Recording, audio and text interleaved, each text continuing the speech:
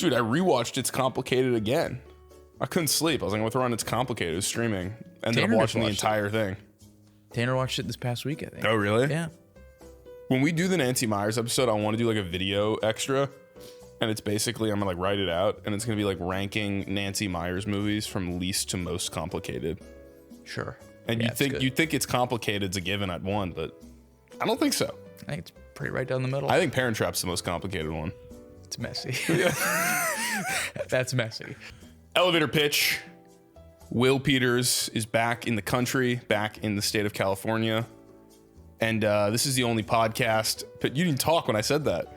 Hey. Yeah. Playing a video now. Yeah, we are. We're really playing. Anyway, the only podcast pitching fake movies to the late, great Diane Keaton in the year 2003, right after she laid down the fucking gauntlet and Something's Gotta Give. Yeah. Yeah, we're gonna pay our respects through the pitch. So let's get started here. Let's do it.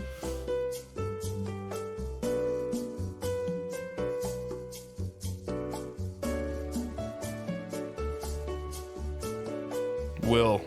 Yeah. Welcome back. It's good to be back. You have a wedding ring on. I do. Yeah. Got my band. I saw you over the weekend and you said you forgot to put it on. I nearly forgot it again today. Really? It's Why do you take it off?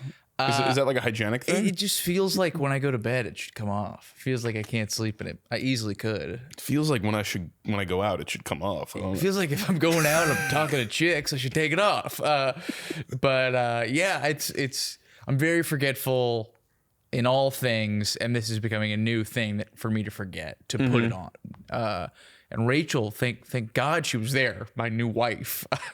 She reminded me to put it on before I left, so I could have it for our video podcast today. Oh, right really? Here. No, that wasn't why, but it was like, but thank God, like, babe, content. Yeah, because you haven't seen it on since the big day. Yeah, I know it's still pretty shiny. It's pretty shiny.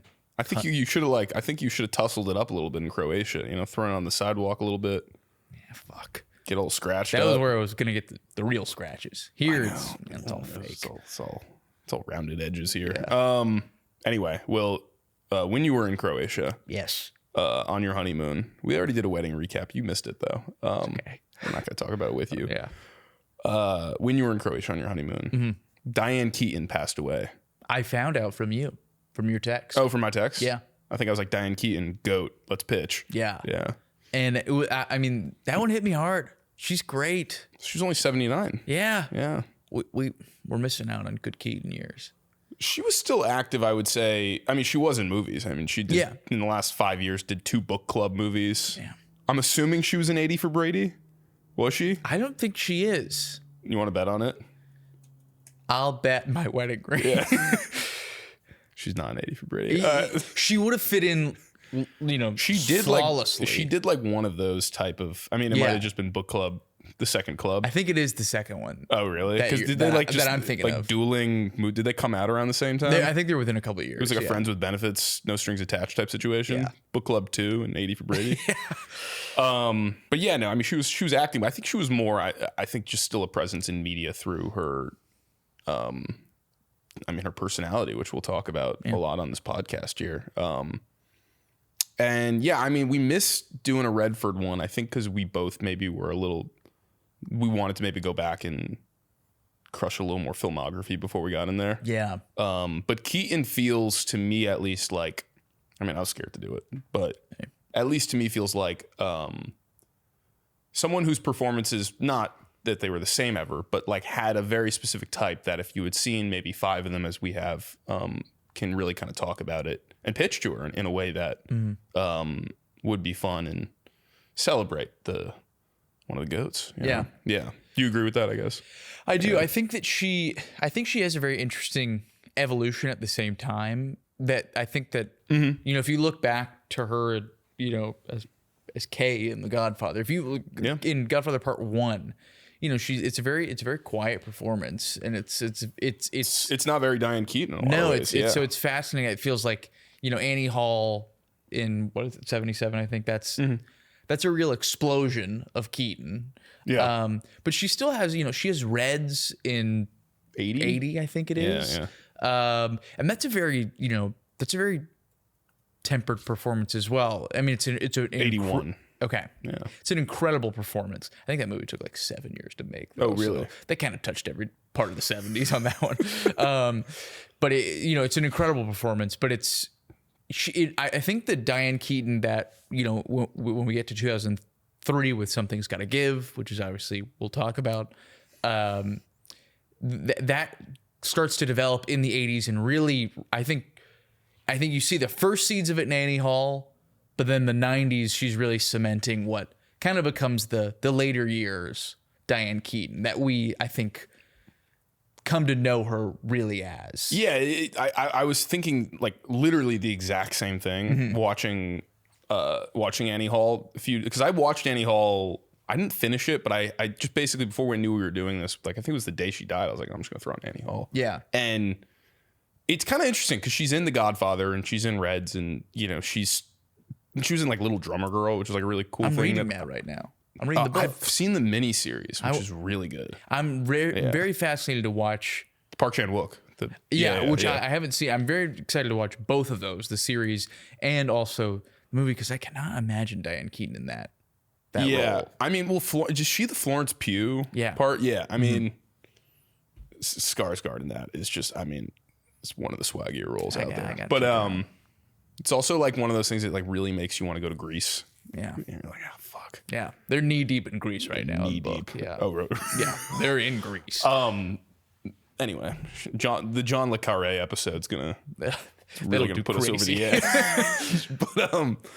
But yeah, I mean, she's in these like big movies, but the Woody Allen run is kind of exactly what you said. It sets the course for kind of like her, I don't want to say brand. That's very, very Gen Z 2025 of us to say brand, but the Diane Keaton brand, the Diane Keaton singularity that bleeds through into like she's wearing basically fits that she would wear in Annie Hall, like for the rest of her life. Yeah. In just as a person, and is the way in interviews she is. I watched like interviews like for the last 20 years with like Colbert and Letterman and stuff. And she's just like, she's kind of that person, Yeah. And that's why, I mean, going back and watching The Godfather, like truthfully, like after I had seen Something's Gotta Give or a lot of these movies, it's so strange to be very, whoa. very odd. Yeah. I kind of can't put them together. No, but the Woody Allen run with Manhattan and Annie, like those movies are the kind of, I guess, the skeleton key in a lot of ways for like the Diane Keaton experience, which becomes, I think, more important as she becomes older. Yeah. Rather than someone like, I don't know, like a Goldie Hawn, for example, who she's in First Wives Club with. It's like Diane Keaton was kind of at the beginning of this like late stage run at that time, and Goldie Hawn was kind of at the end of it at that point. Yeah. And that's pretty important. We're pitching in 03. I mean, and she was hot. She was hot. Yeah. She was naked in Something's Gotta Give. She was naked in Something's Gotta Give. So, but she picked up steam as she got older. Like she was booking roles left and right. I mean, and it's amazing. It's like, I think I feel like her and Meryl get grouped together a lot because I feel like they're in the same generation of actress too. Yeah, but I think the big difference is Meryl is like chameleonic, where Diane Keaton, in a way, is always Diane Keaton. Yeah, is pretty herself. But I do think it's interesting. They've both had that where they were always booking parts, but as they've gotten older too, like it's never slowed down for either of them. No, and that's very cool. And I think we just got to see like Diane Keaton just embraced aging too. Yeah. Like she was like, I thought was really interesting in First Wives Club, watching it, yesterday. Me too. Was that she looks the oldest of the group. And it's like, it's kind of funny that Goldie Hawn's character, they're saying, she's had this work done. And then, Rob Reiner in that movie is he the best part? It's a great picture. Timothy Olyphant's one scene is the best part of the movie. Yeah, you're right. Anyway, but Diane Keaton, you're like, she looks the oldest, but there's something so graceful about it. She just looks like a real person too, while also being clearly Diane Keaton. Yeah, I mean how was I gonna put this? Sure. How was I gonna fucking frame this? How was I gonna objectify her? Yeah. What was I gonna say? Diane, like her her type is not a type. I mean, she's like a one of one personality, her timing, her comedic sensibility, her like intelligence mixed with like bubbliness, you know, or like anxiousness is like so like very, it like we talked about with like all kind of like great movie stars, they're kind of in conflict with each other at all times on screen. You'd be like, how is she like ditzy but smart, you know, all that kind of stuff. And the like that type, right, is clearly very influential on like a Meg Ryan, for example, who I mean, Nora Ephron, if you just go on and like do a double feature of like Annie Hall and then When Harry Met Sally, I mean, like some like the cutting patterns are the same in those movies. I mean, they're very like in conversation with obviously. I think when it came out, it got like shit for being too like similar. Oh, it's like Annie Hall, but I don't really agree with that. But yeah, and you know, I mean, like Meg Ryan definitely takes a page out of her book. I'd say like someone like Julie Louis-Dreyfus takes a page out of her book when she goes to, like on Seinfeld. Even someone like Annette Bening in The American President, or like Sandra Bullock, you know, in her kind of rom-com runs. Like that's like all stuff that Diane Keaton kind of pioneered in a lot of ways. So it's funny that like she was then simultaneously picking up steam as these parts were going, you know?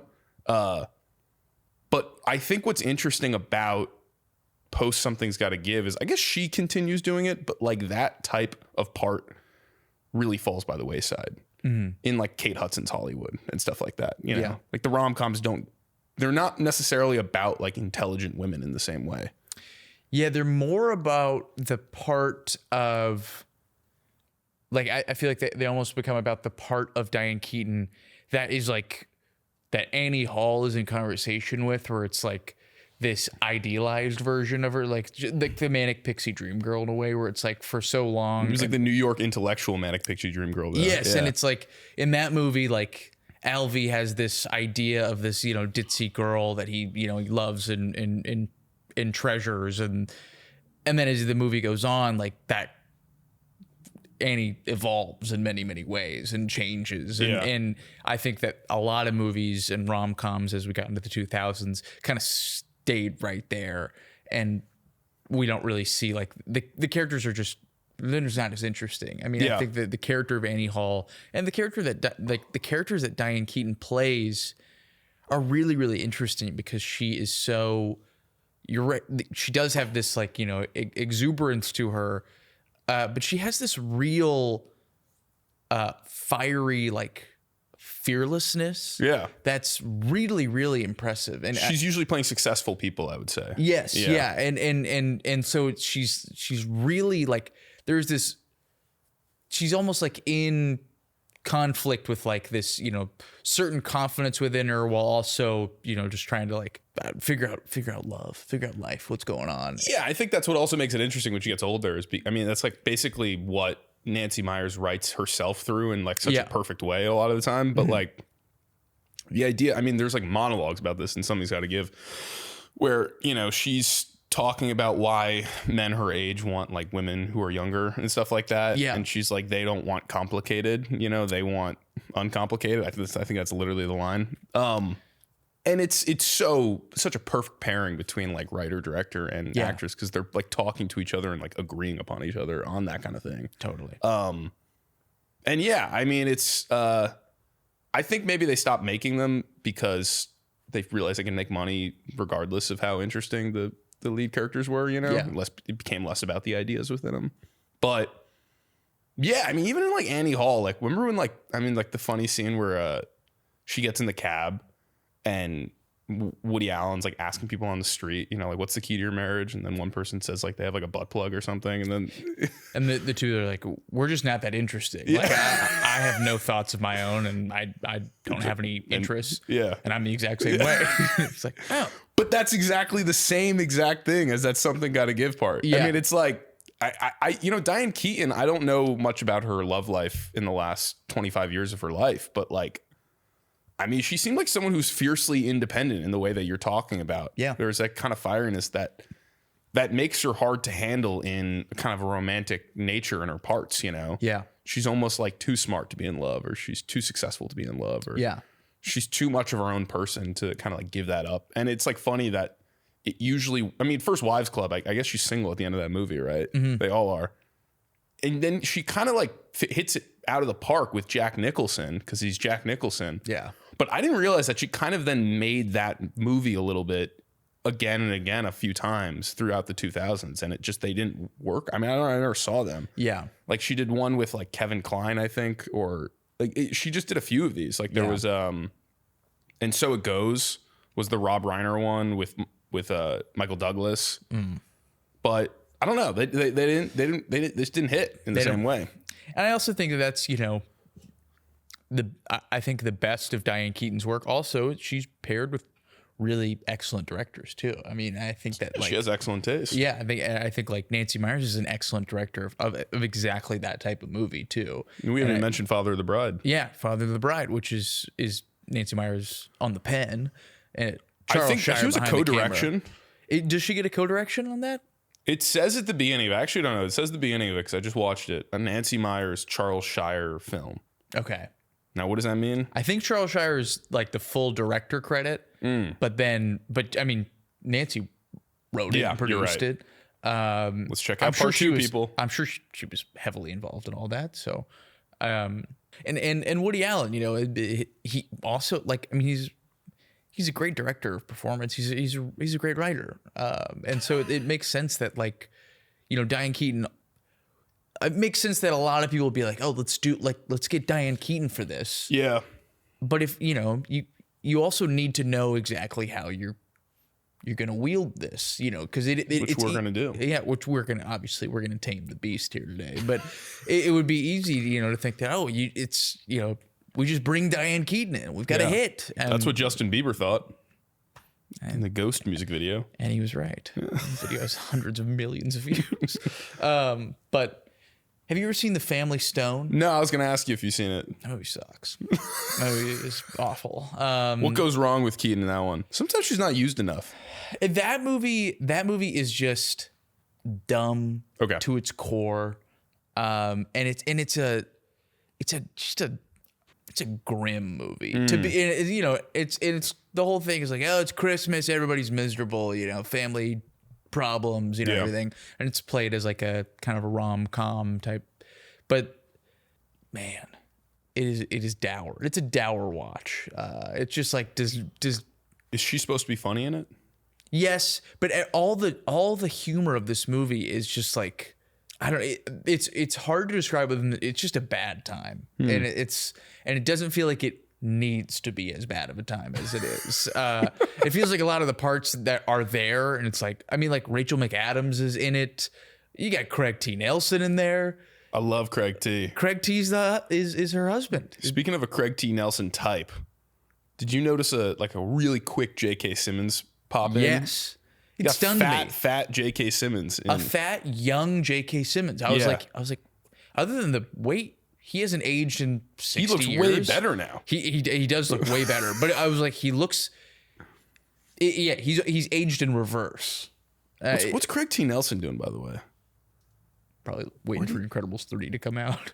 Was he the Mr. Incredible? Yeah. What the fuck? Craig T. Craig T. Nelson was Mr. Incredible? Craig T. on the mic. Holy shit.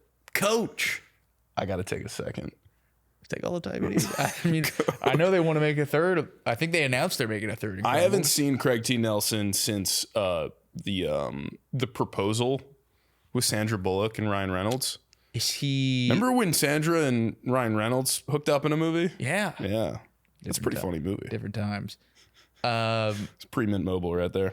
Betty White does a... she was like a native... Yeah. Yeah, she leads like a chant to the Native American gods. That part's a little dicier. That's... I don't know what might not go up to. Yeah, dude, I'm checking it out right now. Young Sheldon. Get the fuck out of He here. recurred on Young Sheldon. He was in 44 episodes. Speaking of going back to Diane Keaton, he was in Book Club 3, which is a real movie. Book Club, the next chapter? Or is that the... is that the second one? Is there a third book club? I think there's only two. Okay. There's no way they could have made it. Well, he's in both of them. So, I mean... I guess he's just linked to Diane Keaton. I was going to ask you, had you seen Book Club? No, I haven't seen a Book Club. They read 50 Shades in that one. Do they really? Yeah, that's the whole point. They like read 50 Shades. It's Candace awesome. Bergen, Jane Fonda, Mary Steen. I know Fonda made it to 80 for Brady. Yeah, Fonda was 80 for Brady. Yeah, she's Brady. Fonda. Fonda. Who are the other two in 80 for Brady? Rita Moreno. Wow. Yeah. Is there a fourth? I think there's 4. Oh, it's definitely Lily Tomlin. It is. Yeah. Wow. Yeah. Could have used a little Bette Midler if you ask me. Bette Midler was really like animated. Yeah. In First Wives Club. She's very theatrical. That's where she started. I mean, she's got like every facial expression has like chapters to it. Yeah. In that movie. Yeah, you go on a journey with Bette. I like Bette. Did you like First Wives Club? I had a blast. Yeah. I liked the first 30 minutes and I got pretty bored throughout it. I kept needing to go on my phone. The whole thing about the movie to me, though, is just like, I mean, it's the same thing as like a Nancy Meyers movie where it's like when it's over, I was like, we just don't make them like this. How anymore. dare you think that's at the same? I don't think they're at the same quality level. Okay. I think they're in the same camp of type of movie. Yeah. And we don't make any of them. Okay, so this is kind of reverting back to what I was saying. Like, so in the mid 2000s, in that 27 Dresses type era of romantic comedies, or just like let's call it movies that are angled towards female audiences, right? The intelligence, I think, just goes by the wayside in a lot of ways, you know. Yeah. I think funny to like hear like Matthew McConaughey talk about this in a lot of ways because he's in a bunch of them. Yeah. Where he's like, you don't have to be too mad, you don't have to be too happy, you kind of have to like float in this little middle ground in between it. Mind you, Diane Keaton, you know, is at least in 3 scenes freaking the fuck out in all of her movies. Yeah. She goes to the extremes. She's a great freak out artist. I mean, even in The Godfather, I mean, the K freak out on the spoiler alert, but the K freak out at the abortion part is like, it's funny we say like that's not Diane Keaton, it's like that's fucking Diane Keaton right there. Mm-hmm. Yeah. But anyway, like that type of role, I wonder if, you know, because even like the defining female comedic performances of the 2000s, whether it's like, you know, like a Kristen Bell or like a Mila Kunis in Forgetting Sarah Marshall or like Kristen Wiig and like Bridesmaids, whatever they are, like they're just so different than that. That's not at all what they're trying to do. But like, is that coming back now, do you think? Do you think that actresses or even filmmakers in general are interested in that type of movie, in I guess the Nancy Meyers-ish type, but like more just that type of like intelligent, talky, comedic movie more than they ever have been?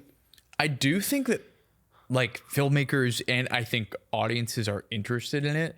I think Materialist is kind of a good That's exactly where I was going. Like, why for it. is Greta Lee in Tron Ares? Like, what, you should be a writer in New York in your next 3 movies, Greta Lee. Yeah. Yeah.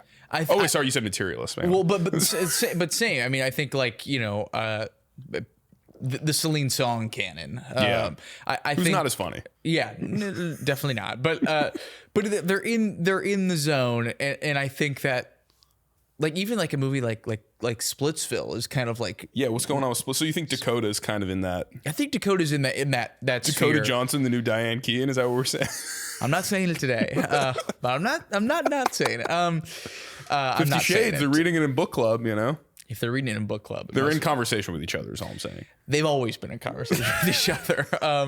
I think that like there's just not enough of them at this point. Like they're like the Materialists.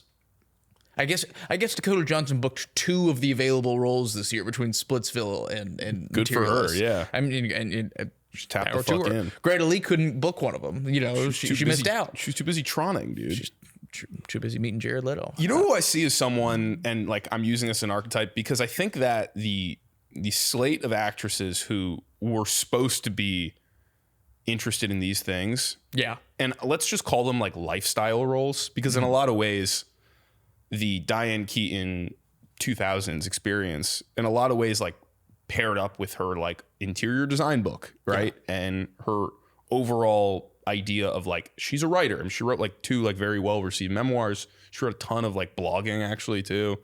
That idea became more, I guess, lucrative in like the Reese Witherspoon idea, like another awesome comedic actress who just kind of like became like She's still on the morning show, but like it's more like the Reese Witherspoon brand rather than it is like the Reese Witherspoon performances, right? Yeah. She has like Draper Jeans. She has a clothing company, and she's got it's the goupissance, right? Of like all of these type of like lifestyle brands that these actresses can kind of start. Yeah. Cameron Diaz kind of, I mean, they all kind of were like, I can just make money not doing a lot of movies, you know? Yeah, totally. But I see someone like, for example, like Kaya Gerber, beautiful young actress. And she like has like a fucking book club, right? Yeah. She's interested in like the arts and does plays and all this kind of stuff and wears reading glasses or whatever. Like, it's a type that I think is like at least projecting like an intellectualism that Diane Keaton kind of embodied throughout her career, you know? Now, I don't know about film. I mean, I didn't see that I'm Sorry Baby movie, but like it seemed like that kind of like talky comedy. Sorry Baby, Victor's movie. E. Victor. Like I guess there might be more people who are interested in that now than ever, but like I don't know if that will materialize in the way where you get like First Wives Club. you know what I mean? Yeah, I don't know. I mean, I think it's I think it's still like there. I could see a world where we start making more movies like that. I think Materialist did well enough. And I think that there is interest in that type of movie, but I think it's just like Emma Stone, who's like the prototype for this person, is making like Yorgos Lanthimos movies, which are decidedly different than what this is. Though I've heard Begonia isn't quite different from First Wives Club. Not as different as we think. But I interrupted you though. But I think like it is interesting to like think about who, you know, in this you know, current mold of actors and actresses, like, you know, who can play these type of roles even. And I think that it's so like, because we haven't been making movies like this, it'll be interesting to see people try and who they'll think to cast. Yeah. Because I think that not to say that, you know, anyone but you had any of the exactly what I was thinking of. Any of the depth of a Diane Keaton movie, but you know, not to throw any shade at Sweeney in the Keaton episode, but she wasn't a lawyer in that movie. She's not a lawyer. She's a robot in that movie. Diane Keaton could have played a very valid lawyer in any movie she wanted to. Diane Keaton and Glenn Powell would have had electric chemistry. We don't know that nothing ever happened between them. We'll never know. Now we'll never know.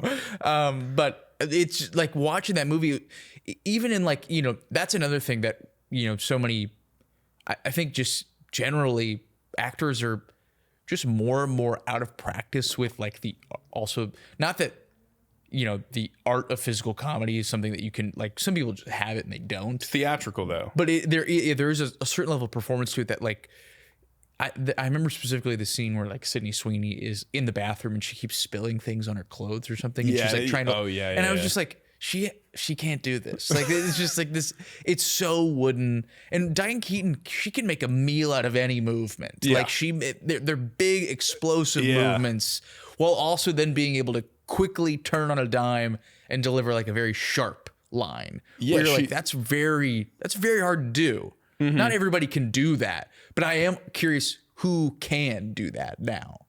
You know, in Something's Gotta Give, which we should just fully shift into in a second. Mm-hmm. I mean, when Marvin Gaye comes on upstairs and it's like, first of all, someone else who's really good is Frances McDormand, who, I mean, probably the two most believable sisters in a movie ever. Yeah. But she like starts like humping the counter to be like, what is she doing? And she's it's just such like a simple move that is so copyright Keaton, if I may say. Vintage Well, Keaton. you know who's making in Gluck's next movie, speaking of anyone but you, is Monica Barbaro. Who's Oscar, the guy in that movie? I think is it Callum Turner? I think it's Callum Turner. Is it? Yeah. It's an interesting pair. I got a lot of, you know, Callum Turner made that movie Only Living Boy in New York, which was, let me just say, not a good movie. Okay. But a really good trailer, first of all. Okay. And second of all, it was before he became like Dua Lipa's boyfriend, Callum Turner. Yeah. Kind of scrawny.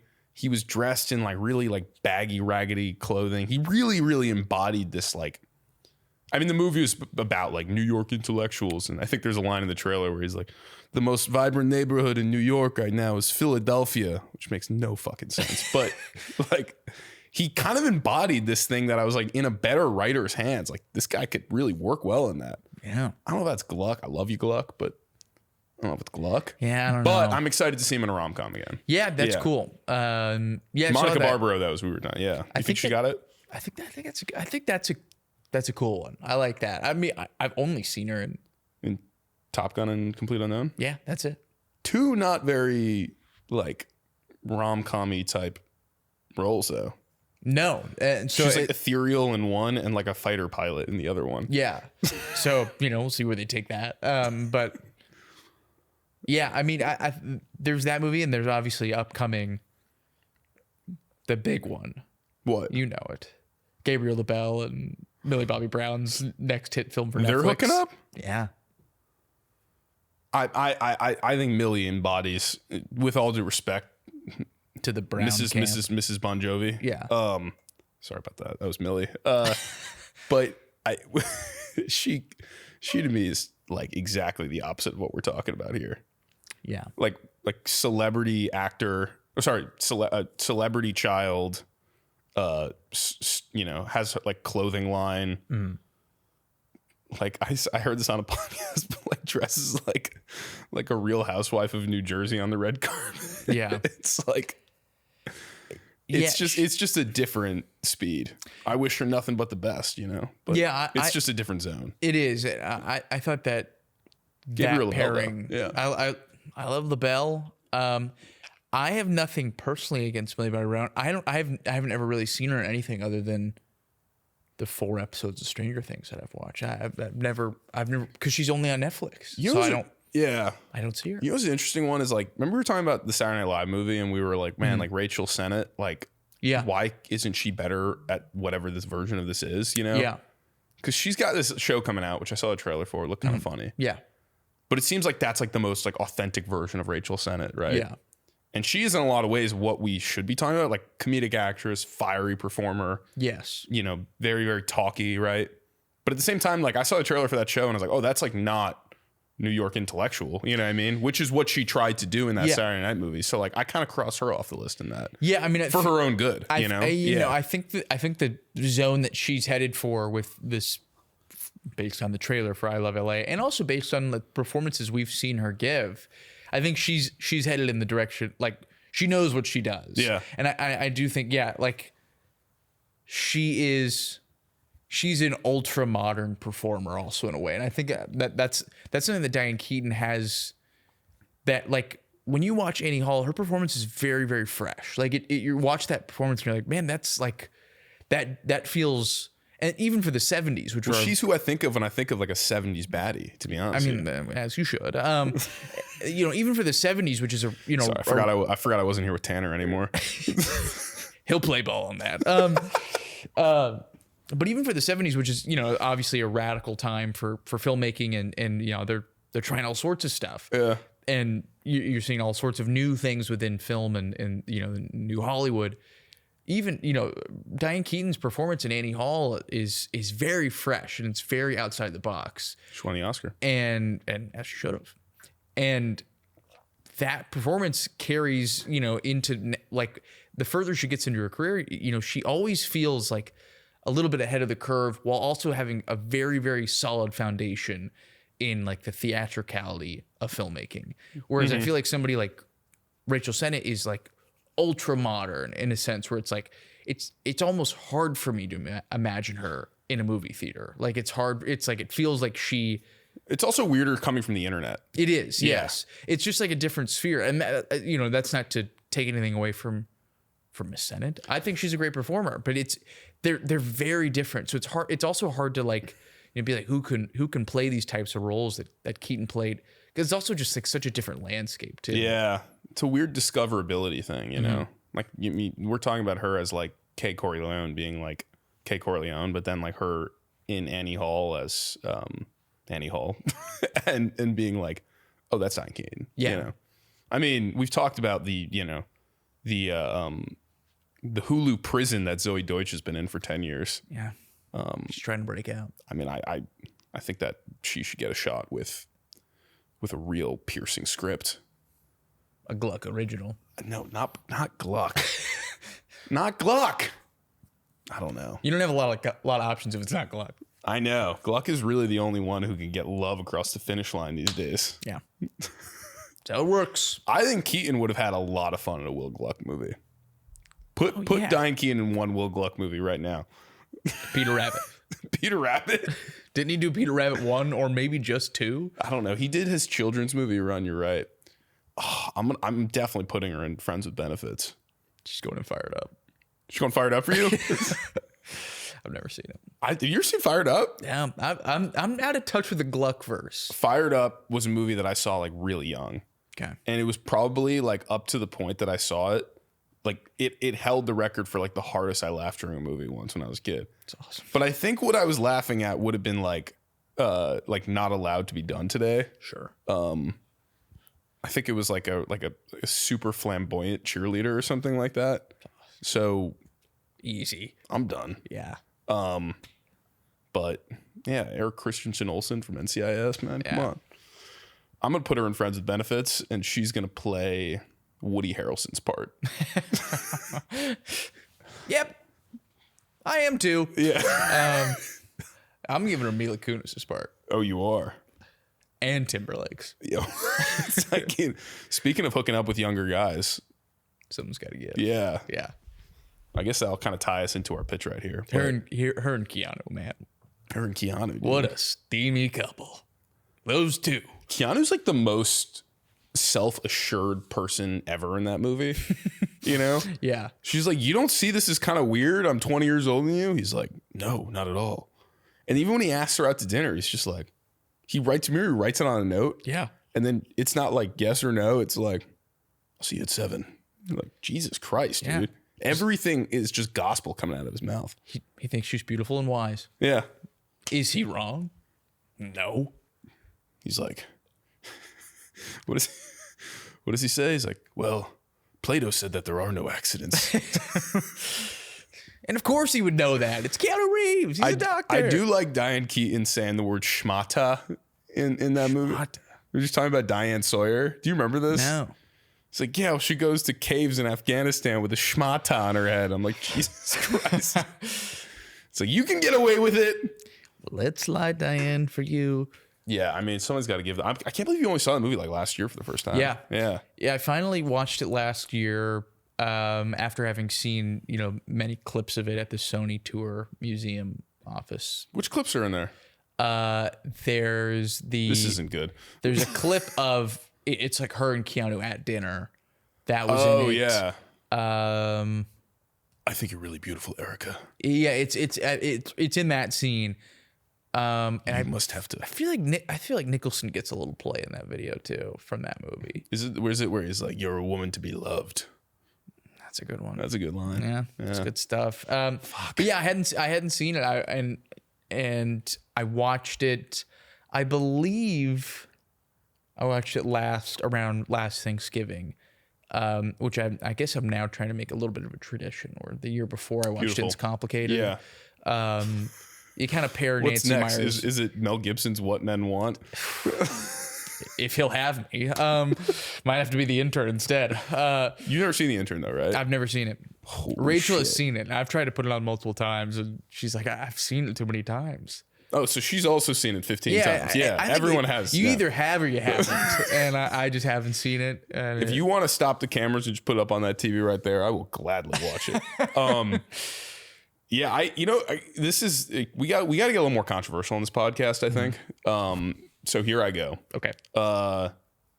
Is Something's Got to Give the most important Diane Keaton movie? And I'll argue it at least. Okay. Woody Allen is canceled, right? So not a lot of people our age are being like told like you got to watch Annie Hall. You know, it's kind of an erasure of that movie slightly, not completely, but slightly. So Annie Hall's cultural significance, while very influential, is not exactly what it used to be. So the most important movie is almost like now like a little up for grabs, a little bit. All right. Yeah. So keep moving on. All right. Is The Godfather? It's not really her movie as much. All right. Yeah. Same thing with Godfather Part 2. Keep going on. Is it Reds? Is that like a Warren Beatty movie? It's awesome. It's definitely not First Wives Club. No, it's not. But it has a big following. It might be Book Club Final Chapter. It should be. But seriously, keep moving on. And like it's kind of up there in the top 3. Yeah. And I think the more times you watch it, the more times you can like kind of fully understand the Diane Keaton experience by just watching that entire movie. Yeah. Including like the fucking cutting scissors thing of the turtleneck. And it's like, it's got everything. It's got freak out Keaton. It's got comedic Keaton. It's got restrained Keaton. It's got successful Keaton, intelligent Keaton, funny Keaton, you know? Buster Keaton. Buster. My friend Keaton from Nashville. Michael Keaton. Hell, him too. Yeah. Yeah. Anyway.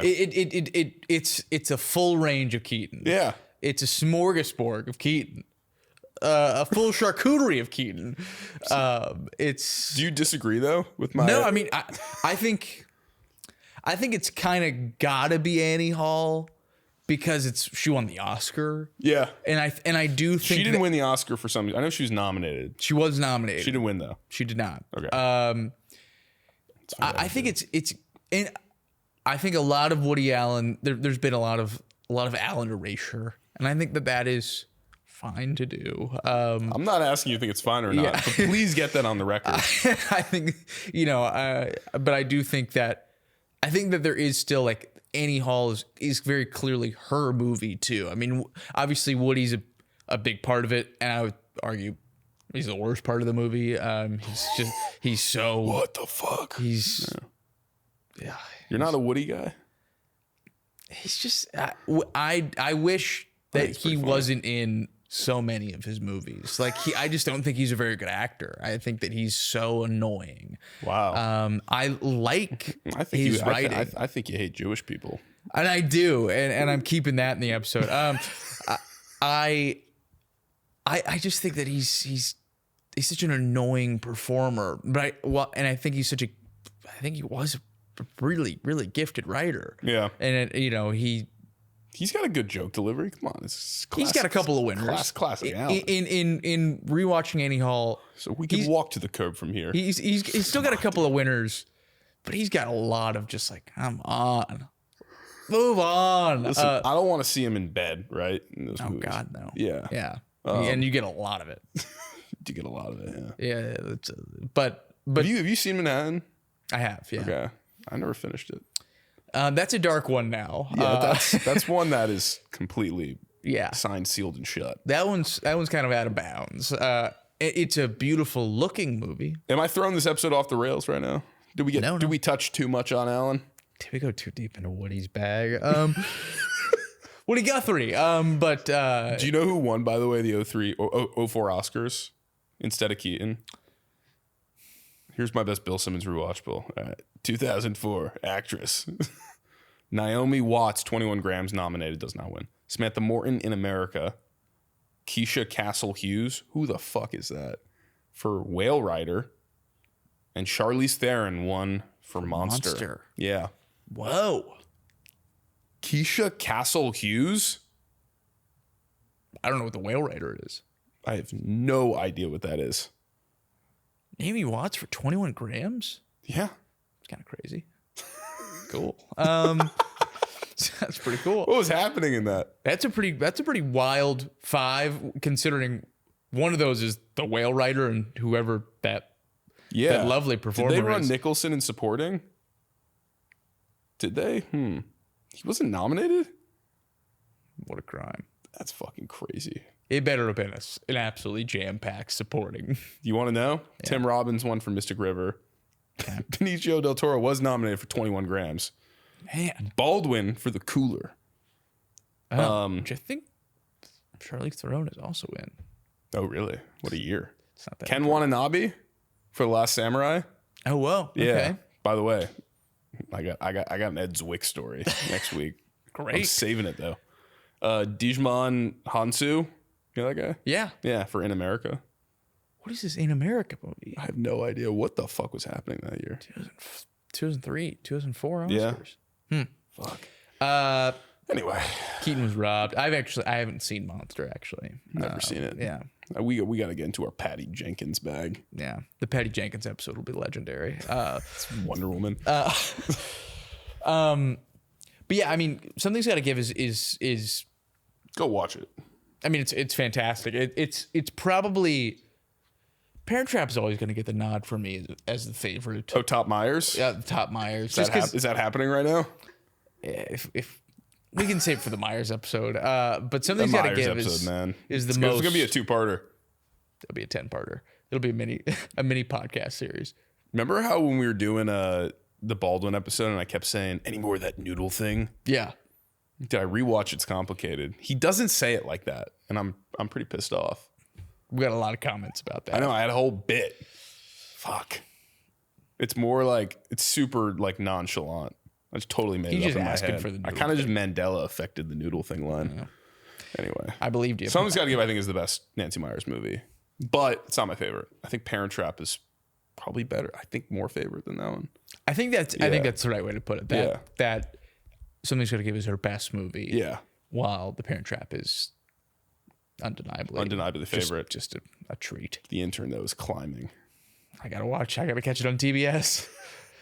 And I'll tell you what, It's Complicated to me now, kind of funnier than Something's Got to Give. Yeah. It's definitely more of a comedy. I feel like Baldwin does stuff that I think Nicholson can't handle. I'm kidding. Man, Yeah. that's radical. You are crazy. Should we pitch? Yeah, let's talk about what the heck we would give Keaton. Yeah. What kind of goodies we would treat her to. So it's 2003, 2004. Yeah. We are, as I said, in the beginning of the Katherine Heigl, Kate Hudson science of rom-coms. We are in pre-superhero for the most part. I think we got a Ben Affleck Daredevil movie that year, maybe. Right? Yeah, I think that's true. Yeah. It's kind of up for grabs for us right now. Yeah. I mean, comedy is really going to come into the more like schleppy dudes verse rather than Keaton zone almost. Yeah. But anyway, who should go first here? Flip a coin. Like, You just want to go? yeah, I can go. Yeah, okay. All right. Great. Cut all that shit. Nope. All right. Here we go. I got a couple questions for you. Okay. What reminds you of like 2004, 2003 the most? Like culturally? Iraq. Exactly. We send Keaton. In a schmata. No. Anyway. I think of like Maxim magazine, like that kind of like very bro-y kind of era in a lot of ways, right? Anyway, so I'm reading yesterday, as I do, the hard copy newspaper. Yeah. Kidding, I was on Apple News Plus. But the Wall Street Journal wrote this article about this is ripped from the headlines, this movie. The 4 founding members of Hooters have now been like buying back franchises because Hooters filed for bankruptcy. Yeah. They're like buying back franchises. There was this entire article about like it's been over sexualized, the food is frozen, it was overexpanded over franchise. We're trying to bring the soul back into Hooters. Yeah, it's beautiful. The family restaurant That should be. with just, some waitresses wearing slightly tight clothing. Yeah. Anyway, I thought, wouldn't that be a radical idea in 2004 if we gave like the plot of Major League into like a Hooters restaurant? Yeah. And it's like this guy, so it's kind of First Wives Club coded, right? Sure. Divorces his wife. He owns like maybe a chain of like Hooters-esque restaurants, right? And this wife like takes them in the divorce, right? And plans to like ruin his restaurant empire, but then kind of slowly like falls in love with the staff. Learns to love it. But like empowers it in a way, you Yeah. know? Kind of what the Hooters guys are doing right now. Yeah. Except for it's Diane Keaton. I like that. Isn't that a good idea? Yeah, I think that's cool. So is it? It's a comedy. It's a comedy. Yeah. It's like The Family Stone. Obviously, it's not as dour, I hope. Is this a big restaurant chain? We can go into the logistics. I'm thinking maybe it's like maybe it's just one restaurant. Maybe that makes it easier for the plot. Sure. Let's just call it one restaurant, maybe. Kind of becomes Support the Girls. You ever seen that? Yeah. Wait, what's that about again? Well, it's basically like a Hooters type restaurant, and the girls who work there. And Ooh, I didn't even know this. It's just like a day in their life at this place. Oh. It's not super heavily plotted. Okay. it's directed by the king of mumblecore himself, Andrew Boljowski. But it's like they work there and like what they deal with in a day of being Hooters girls, basically. This one will be a little more plotted. Yeah. This is sounds like it, and it should be. I mean, I think that's a good movie, but yeah, I mean, this could be the follow up to Something's Got to Give for Nancy Meyers, but it won't be. We'll get them more creative on directing. Yeah, but that's kind of how I see it. Yeah, that's fun. Maybe one restaurant, successful big restaurant. Yeah, in like a Cedar Rapids or something like that. Yeah, I think if it's a lot of restaurants, then it's like she's got to be to the boardroom. Yeah, it's got to be more corporate based. Yeah, if she's gonna fall in love, it's got to be boots on the ground. Is she gonna fall in love with anyone? I don't think she will. No, just fall in love with the restaurant. Oh yeah, it's gotta be boots on the ground. No, there's no love. No love in this. The love is the work. The love is the chicken wings, obviously. Yeah. The incredible original recipe. But yeah, that's kind of where I'm at with it. Do you have a title for this? Clucking. Support the girls? I don't know. I don't have a title for it at all. Yeah, that's cool. Mother Clucker. Mother Clucker. What do you think about that? Maybe like, wouldn't like Tight Skirts be a good title for it or something? Yeah. Like Diane Keaton. It's kind of like, whoa, what's Diane Keaton doing a movie called Tight Skirts? Damn. Like, what?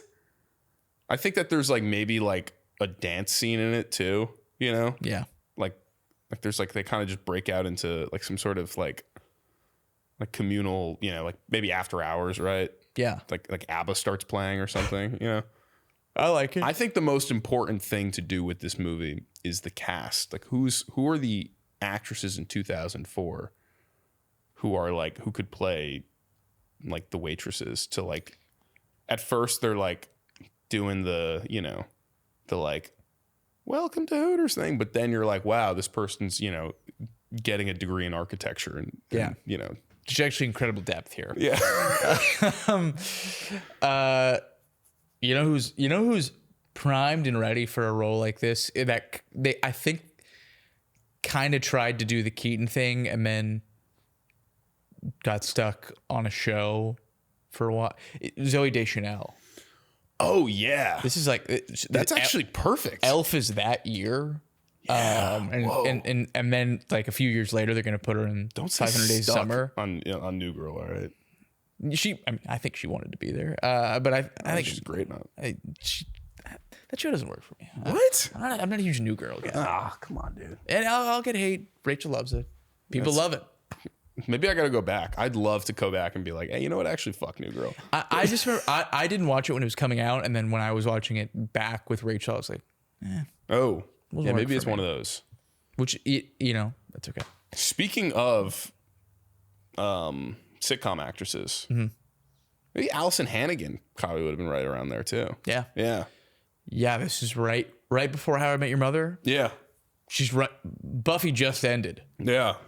Also, like Amanda Seyfried, like, do you think she would do this role again after Mean Girls, or right around when Mean Girls is coming out? She's probably right there too. Yeah. Get her in there. I had an idea though, like, what if like Vivica A. Fox was like the shift manager? Oh, cool. Yeah. Like, I've been doing this for like way too long. Yeah.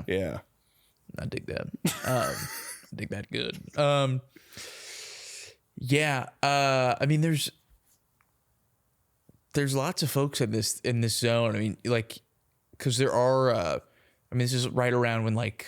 Dude, like Anna Faris does the House Bunny right around now. Yeah. Which is exactly this. Yeah, Anna Faris is probably in this. Anna Faris should be in this. You could have like Amy Adams is about to go places. She already kind of has gone places. Well, she does like Candy Striper and Catch Me If You Can. Yeah. She's got like braces. This would be a departure. This would be different for her. Depends on how sizable the role is, but Kiki is available here. Dunst. I thought we had Kiki Palmer. I'm like, I think she's like 11 years old. Dunst is available, but she's pretty involved with Spider-Man at this time. But Dunst might be too big. Yeah.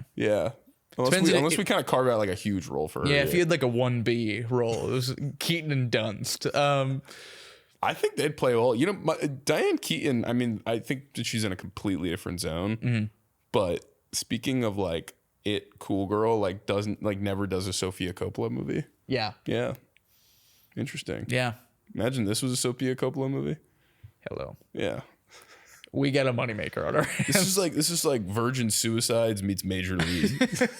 Really? That sounds crazy. Yeah. Anyway, You may have something here. you got any regulars? Or no, I guess more importantly, Sure. the ex-husband. We just go Craig T. Nelson. Easy. He's ripe for this role. Diane has him on speed dial. It's like, do you want a week's worth of work? Yeah. Come to Milwaukee today.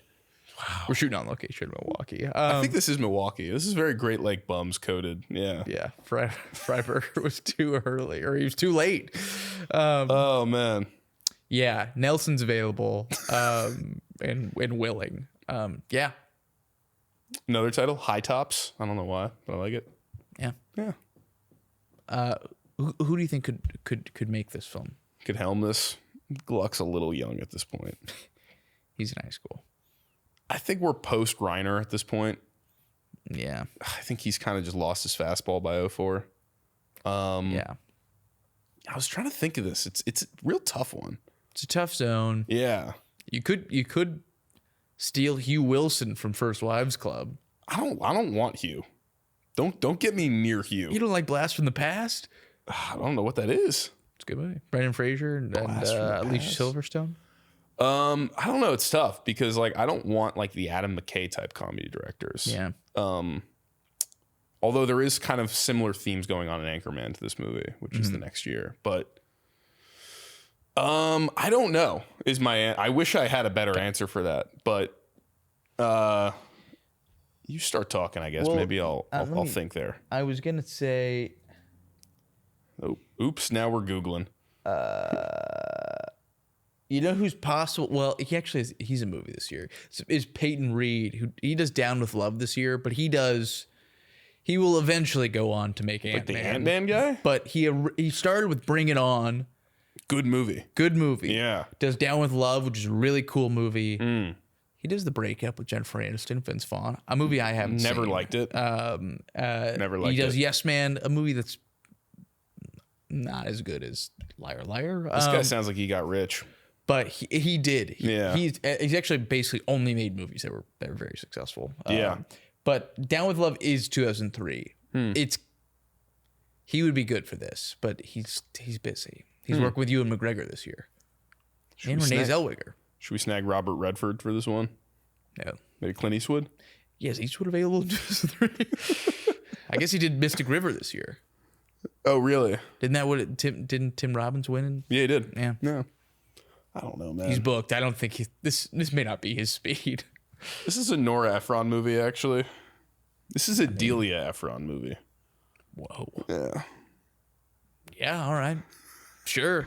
We could get Charles Shire. Should we get Shire? Yeah, Charles Shire. He wins. Charles Shire, he recently passed away. But he seemingly just didn't make movies for like 25 years. Yeah. He left. He got out. He divorced Nancy and just left. They kicked him out. Anyway. This is tough. This is a tough It's time. a real tough one. Yeah. Anyway, though, try to top that. I won't be able to. What did I call the movie, though? What was it? What was its final title? Is it Tight Skirts or High Skirt? Tops? I think Tight Skirts is the name of this movie. Cool. And it's very much like, not like, this summer, tight skirts. It's in the same way like Tootsie is titled Tootsie, you know? Okay. It's very tongue-in-cheek. Yeah. Anyway, I like it. Dustin Hoffman's going to direct this movie. What's Ed Zwick doing this year? Oh, Last Samurai. I have all these answers. Okay. He can do both. Yeah, he can make a little time for Tight Skirts. Anyway. Okay. So for my movie, I have very little here for Keaton, but I have it kind of a character in a world I think that she'd be very interesting in. We've talked about she plays a like this strong independence so well. And she just has like, this incredible confidence on screen. Even if that presents itself as like in a character like First Wives Club, where she's like the least confident of the trio, but at the same time, her performance is very like, she's a firecracker. Yeah. She's powerful. I want to see her in role. And as I'm saying, and as I was coming up with this idea, I kept thinking that I was stealing this from somewhere. So let me know if this sounds really familiar. I mean, so it sounds like I got totally plagiarized Buljowski there. No, you didn't. I don't even know if he's made Funny Ha Ha yet when you make that. But He's at least got a draft of Funny Ha Ha down. it's good. Yeah. It's good. But I see Diane Keaton as a single mom living in the big city. Amanda Pete's her daughter. She's looking to bed Jack. She's a single mom in, let's call it, I don't know, New York City. And she's always had this dream of getting up there on the stage and slinging jokes, of being a stand-up. And now that maybe she's an empty nester now. Well, I know where you're taking this from now. Do you? I mean, you finish and I'll tell you if it lines up that way. It'd be funny if this is kind of similar to. Now that she's an empty nester, she decides to start hitting the open mic scene all across New York City. And I just want to see Diane Keaton get up there on stage, bomb a couple times, make friends with the young comedians. We could put real young comedians in here. Dane Cook, probably available at this time. Jeff Dunham, probably available. I think this is pre-Chappelle Show. I think Chappelle Show's. It's right We around. get Tosh. Tosh is right around here. Tosh is available. We can get Daniel Tosh. Yeah. We can really have some fun here. And I just want to see Diane Keaton in her, 50s on the young New York comedy scene. Yeah. And watch her try to, she's having a midlife crisis live on stage. I'm gonna kill you when I tell you where you took this from. Oh no. What did I do? It's the new Bradley Cooper movie, Is This Thing On, starring Will Arnett. Oh, okay. Not you were thinking? I don't think so. That's the plot of it. Oh, is it? Yeah, but he's going through a divorce. Is the only little difference. Yeah. Guy's going through a divorce. Interesting. And he decides to hit it's Will Arnett. He's not a comedian in the movie when it starts out? No. And he just goes, I'm going to start doing stand-up. And Will Arnett starts hitting the open mics. Interesting. Yeah. I have seen that trailer. Or one of them. Yeah. It's possible that it's in there. This is 2003, so I beat Bradley. I like Keaton better in this. I mean, Keaton would be electric in this type of scene. He wouldn't be so Bradley Cooper. Obviously, at this time, Bradley Cooper's not really making a lot of movies. He's only in Wet Hot American Summer. But half of Is This Thing On will be in black and white, though. Yeah, we're not going to. It's going to go 4:3 to widescreen really quickly. There's going to be an animated sequence towards the end. I think this is, this is obvious. I mean, this is the time. I do say, I feel like this could also easily could have been early like 2000s, like Paramount Vintage or like a Sony Pictures Classic. Like this is like when all the studios had like their indie label. Yeah. Like this could have been a Baumbach movie in 2003. It depends how Marvelous Mrs. Maisel you want to go with it. Is it like very like hurrah, or is it more Baumbach where it's a little more not psychological, but like plotless? I think it would be a little plotless. It'd be a little dry. I don't know that it's not super like. It's not like we keep mentioning Nancy Meyers here, but it's not Nancy Meyers. It's not Screwballish. Yeah, it's not. It's definitely not. Mine's in the Screwball zone for sure. Yes. Yeah. I don't think this is Screwballish. Okay. I think that this is. Yeah, I think you're right. I think Like you could even have like a early 2000s Linklater get in there. Linklater, is he interested in stand-up comedy? I think he should be. He's probably not, but he's interested in people. He's interested in schools that rock. This is the year of School of Rock, I'm pretty sure. 2003, I think, was School of Rock. We can't disturb him when he's doing He's that. busy. Yeah. He's busy doing great work. I'll leave him alone. He's doing the jumping jacks, stretching, ready to get into sunset here too. Right? I think that's 2004. Yeah. He's busy. Yeah. I won't bother him again. We're not gonna call him. Forget I said that. I think you had good instincts with Bomback though. There's something interesting there. Yeah. Or Okay. we mentioned her a lot on this. She comes up a lot on this podcast. But I think this is pre or post Friends with Money Nicole Holofcener. It's right around it. I think it might be before. Okay. Because the Holofcener Keaton thing makes a lot of sense. Oh yeah. I like that a lot. Because I was thinking of is like the last great Diane Keaton movie that she didn't make was Julie Louis-Dreyfus in Enough Said. Yeah. Not that Dreyfus didn't nail that role. She's great. But I mean, Keaton in that with someone, 10 years older than James Gandolfini is like actually then another awesome movie. Yeah. Yeah. I will see your Hall of Center bet, and I'll take it. I fold. That's it. That's not how poker works. I don't play a lot. Hall of Center is definitely the director. That's great. I like that. Yeah. Wow. I think this is like right after she does that movie that has Jake Gyllenhaal in it. Oh, I watched that for our Gyllenhaal episode. Yeah. That is a fine movie. Yeah. God, what's that movie called? I never know. The poster's blue. But I do know that Gyllenhaal hooks up with Catherine Keener in that movie, which Really? is inappropriate. Yeah. Yeah. He would be a child at that point, and Catherine Keener would not be. Yeah. It's not okay. Keener, man. Keener's great. Keener was When would we do a made. Keener episode? I would love to do a Catherine Keener episode. Catherine Keener's been in more movies that people have seen than I think we all realize. She's everywhere. She's everywhere. Yeah. She was in fucking Get Out. Yeah. She's the 40-year-old virgin. Gosh, she was really good in that one. Yeah. Maybe Judd Apatow should direct my Hooters movie. It's the right time. You know. Maybe Catherine Keener should get in there. Keener and Keaton above the poster. Come on. Anyway. I don't have a title for this. I don't know. There haven't been a lot of stand-up movies. There haven't been a lot of good ones either. I've not seen any of them. I've not seen The Comedian. Not The Comedian. I mean, that is a stand-up movie, but the what's the Scorsese one? King of Comedy. King of Comedy. I've not seen King of Comedy. I've never seen Funny People.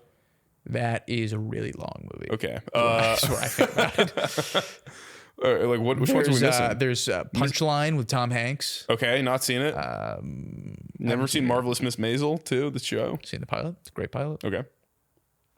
We got any more? I'll tell you what, Mad Men, good stand-up comedian performance in there from this guy. And I saw him at Guitar Center once and I said, "Hey, you're the stand-up comedian from Mad Men." And he was very nice to me, even though he was with his grandmother. That's awesome. Yeah. It was John Hamm. It was John Hamm. The Big Sick has got a lot of stand-up in it. All right, I have seen The Big Sick. Yeah. Yeah, the Kumail Nanjiani and his wife, Emily Gordon, right? Yeah. Yeah. Nominated for an Oscar for that movie, if you don't remember. Yeah. Yeah.